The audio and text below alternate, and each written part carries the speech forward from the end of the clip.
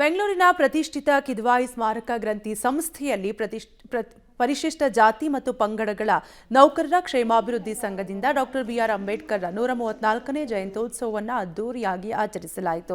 ಸಚಿವ ಎಚ್.ಸಿ. ಮಹದೇವಪ್ಪ ಮಾತನಾಡಿ, ಸಂವಿಧಾನ ಇಲ್ಲ ಅಂದ್ರೆ ನಾವ್ಯಾರೂ ಇಲ್ಲ. ಅಂಬೇಡ್ಕರ್ ಕೆಲವು ಜಾತಿಗಳಿಗೆ ಮಾತ್ರ ಸೀಮಿತ ಅಲ್ಲ. ನಮಗೆ ಸಂವಿಧಾನವೇ ಶ್ರೇಷ್ಠ. ಸಂವಿಧಾನ ಇಲ್ಲದಿದ್ರೆ ಯಾರು ಹೇಳೋರು ಕೇಳೋರು ಇರುತ್ತಿರಲಿಲ್ಲ. ಅಂಬೇಡ್ಕರ್ ಯಾರನ್ನೂ ಟೀಕೆ ಮಾಡಿದವರಲ್ಲ. ಏಕಾಂಗಿಯಾಗಿ ಒಬ್ಬರೇ ಶ್ರೇಷ್ಠ ಸಂವಿಧಾನ ನೀಡಿದ್ದಾರೆ ಎಂದರು. ಕಾರ್ಯಕ್ರಮದಲ್ಲಿ ರಾಜಕೀಯ ನಾಯಕರು, ಕಿದ್ವಾಯಿ ನಿರ್ದೇಶಕರು, ಆಡಳಿತ ಅಧಿಕಾರಿಗಳು ಭಾಗಿಯಾಗಿದ್ದರು. ಸಮಸ್ತ ಜನರ ಹಿತಕ್ಕಾಗಿ ರಕ್ಷಣೆಗಾಗಿ ಶ್ರೇಷ್ಠವಾದಂಥ ಸಂವಿಧಾನವನ್ನು ಕೊಟ್ಟಿದ್ದಾರೆ.